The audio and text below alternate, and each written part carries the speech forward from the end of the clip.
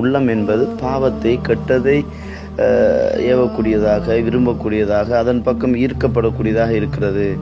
அதே மாதிரி அல்லாஹ் நஃப்சுல் லவ்வாமா என்று கூட அல்லாஹ் குர்ஆன்ல சொல்றான். இன்னும் மட்டும் நஃப்சுல் முத்மஇன்னா, ரிலாக்ஸான உள்ளம் அப்படின்னு எல்லாம் சொல்றான்.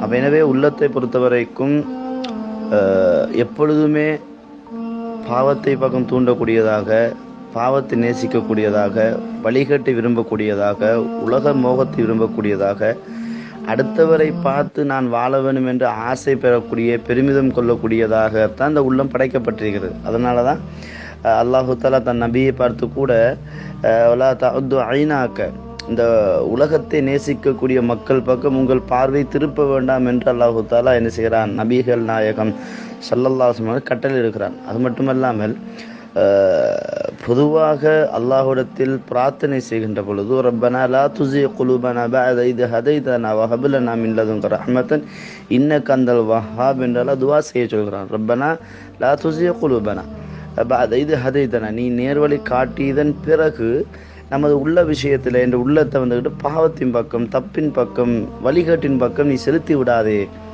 என்று அல்லாஹ்விடம் பிரார்த்தனை செய்யுமாறு அல்லாஹ் தஆலா சொல்கிறான். எனவே பொதுவாக இந்த துஆக்கள் எல்லாம் ஏன் அதிகம் ஓதணும் அப்படின்னு சொன்னால், உள்ளம் என்பது எப்போதுமே பாவத்தை விரும்பக்கூடியதாக இருக்கும். அது மட்டுமல்லாமல் அடிக்கடி நபிகள் நாயகம் ஸல்லல்லாஹு அலைஹி வஸல்லம் அவர்கள் அல்லாஹும்ம யா முகல்லிபல் குலூப் ஸப்பித் கல்பி அலா தீனிக், உள்ளத்தை புரட்டக்கூடியவனே எனது உள்ளத்தை உனது மார்க்கத்தில் நிலை பெறச் செய்வாயாக, உறுதிப்படுத்துவாயாக துஆ கேட்பார்கள். யா முஸர்ரிஃபல் குலூப், உள்ளத்தை திசை திருப்பக்கூடியவனே, ஸர்ரிஃப் கல்பி அலா தாஅத்திக், எனது உள்ளத்தை உனக்கு பின்பற்றும் விதமாக திருப்பி விடுவாயாக என்று ரசூலுல்லாஹ் அடிக்கடி கேட்பாங்க.